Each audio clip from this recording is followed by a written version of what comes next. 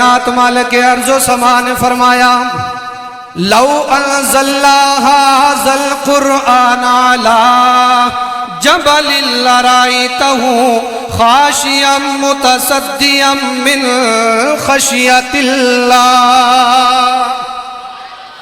رب العالمین فرماتا ہے ہم قرآن کو اگر پہاڑوں پر نازل فرما دیتے، قرآن اگر پہاڑوں پر نازل ہوتا خاشعا متصدعا من خشیۃ اللہ، اور قرآن کا جو جلال اتنا ہے، دبدبا اتنا ہے، رعب اتنا ہے کہ پہاڑوں پر قرآن نازل ہوتا، پہاڑ قرآن کے دبدبے نورانیت سے ریزہ ریزہ ہو جاتے۔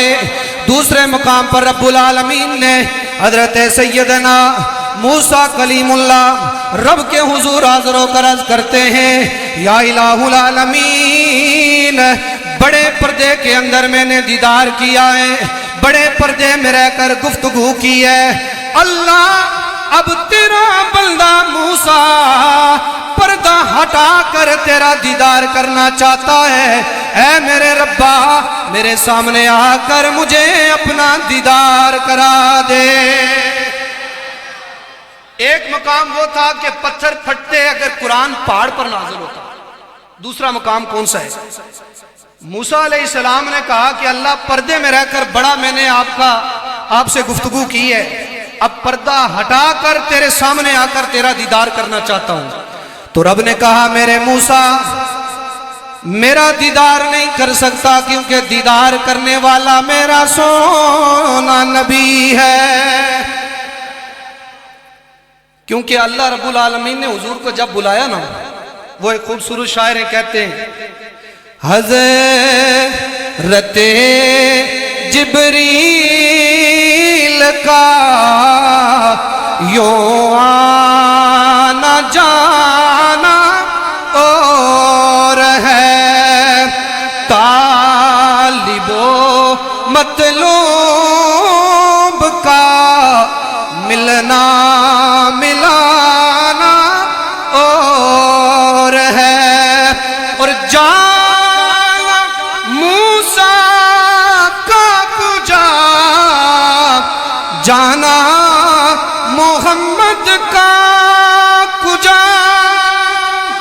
تو محبت نہیں آتی، کہہ دو محبت سے سبحان اللہ۔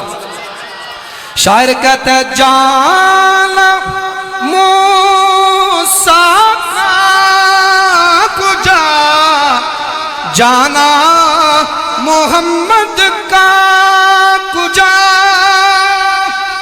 حضرت سیدنا موسیٰ کلیم اللہ عرش اولیٰ پر نہیں گے، کوہ طور پر پہنچے، موسیٰ کا جانا اور ہے اور تیرے میرے نبی کا جانا اور ہے۔ جانا موسیٰ کا کجا جانا محمد کا کجا،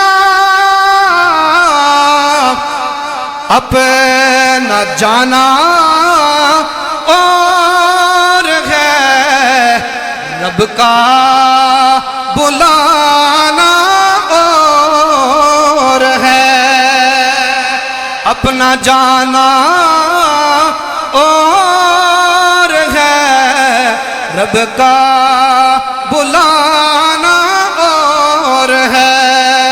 اے میرے موسیٰ تو نہیں دیکھ سکتا، اللہ کیوں نہیں دیکھ سکتا؟ فرمایا میرا سونا نبی عرش پر آیا ہے، نالین پہن کر آیا ہے۔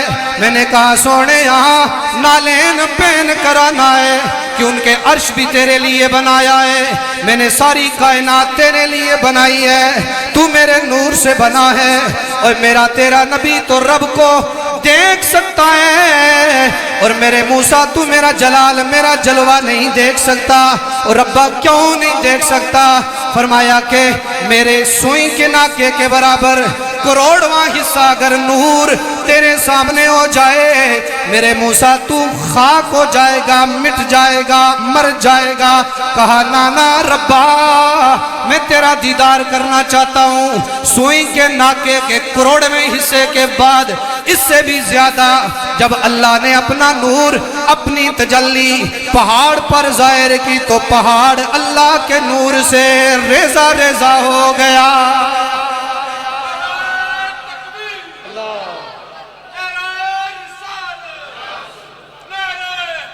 یا علی یا علی زندہ آواز۔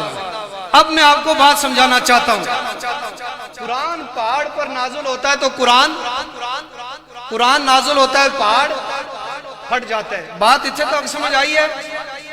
تے اللہ نہ نور جدوں پہاڑ اتے نازل ہونا تے پہاڑ زندہ رہنا یا ختم ہو جانا؟ ایک گل بھی سمجھ آ گئی ہے؟ تو آئیے پھر آگے والا جملہ آپ کو سمجھاتا ہوں۔ قرآن پہاڑ پر نازل ہوتا ہے، خاشعم متصدعم من خشیت اللہ۔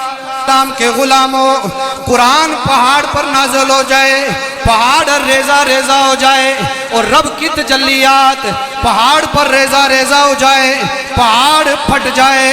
ابھی دل کے کانوں سے سنیے، اے خانہ کعبہ کے اندر آپ کا میرا علی، جناب محمد مصطفیٰ کا ویر، سیدہ فاطمہ الزہرا کا شور، جناب حسنین کریمین کا بابا جناب علی المرتضیٰ، جب ولادت کا وقت آتا ہے یہاں میں یہ رک کر کہنا چاہتا ہوں، یا علی قرآن ہے یا رحمان کا نور ہے۔